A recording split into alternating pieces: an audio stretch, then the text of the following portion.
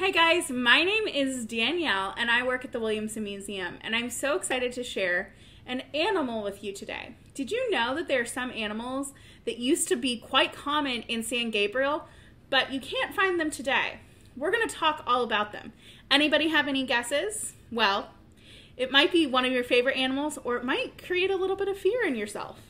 But it's your friend and mine. It is the American alligator. This is one of the skulls of one of the very last alligators found in San Gabriel River during the late 1800s. And we'll talk about the history of this skull, but first I want to share some fun facts about American alligators. The American alligator is the largest reptile in North America. They live in freshwater wetlands in the southeastern United States. The American alligator is a conservation success story. Once endangered, they now have had a remarkable recovery.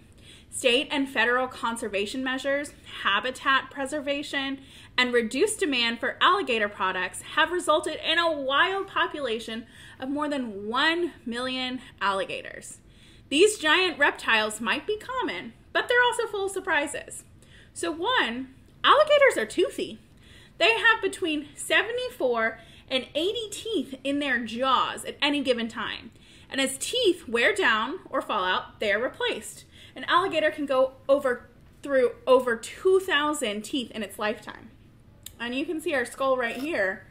Our alligator friend, that top jaw has some pretty impressive teeth. But you can also see in his bottom jaw where those teeth have gone ahead and fallen out. But teeth aren't the only impressive feat about an alligator. Did you know that alligators continue to grow throughout their whole lifetime? Male American alligators average 8 to 10 feet long, while females tend to be slightly smaller. Very old males can get quite large, up to 15 feet long, and weighing over 1,000 pounds. Alligators are ecosystem engineers. Why are they ecosystem engineers? Well, alligators play an important role in their wetland ecosystems by creating small ponds known as alligator holes.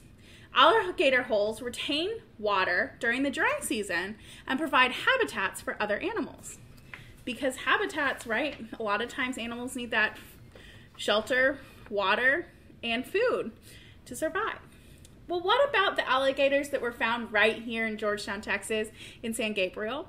Well, in the 1800s, there were alligators in San Gabriel River. Alligators are actually indigenous to Williamson County. But, however, much like the buffalo, the alligators were actually killed by settlers for sport when the Santa Fe expedition came through in 1841. They often spent afternoons shooting the animals for fun and for protection. They could use the meat, they could use all kinds of parts of the animal. But one of the last records of an alligator in the San Gabriel River was one large one trapped in Blue Hole at Georgetown around 1897. Jeff Ake, a local fisherman, and 10-year-old Bob Gaines knew that an alligator was in Blue Hole.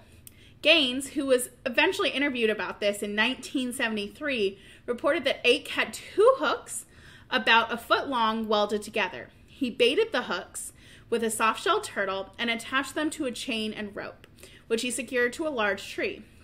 The alligator took the bait and was caught, but a team of horses was required to pull the alligator from the water. This alligator skull is from San Gabriel River. It's part of our collection from Dr. Gamble, who had a lot of fossils and collections. His house, it can be found right behind the HEB on University, and so you could see where he would find a lot of fossils and things in the river. But this is an alligator skull from his collection. The skull was found in San Gabriel, and now I'll move it around so you can see all kinds of cool angles of the skull. It's really impressive. His teeth, once again, I don't know if it's male or female, but the top as well. Well, hopefully you learned a little bit something about alligators. Did you ever know that there were alligators in San Gabriel? Well, that's just some of the stories of Williamson County. If you want to discover more, you can come visit us at the Williamson Museum. We're a free museum at 716 South Austin Avenue. Check out our website, www.williamsonmuseum.org, for more information. Bye, everybody.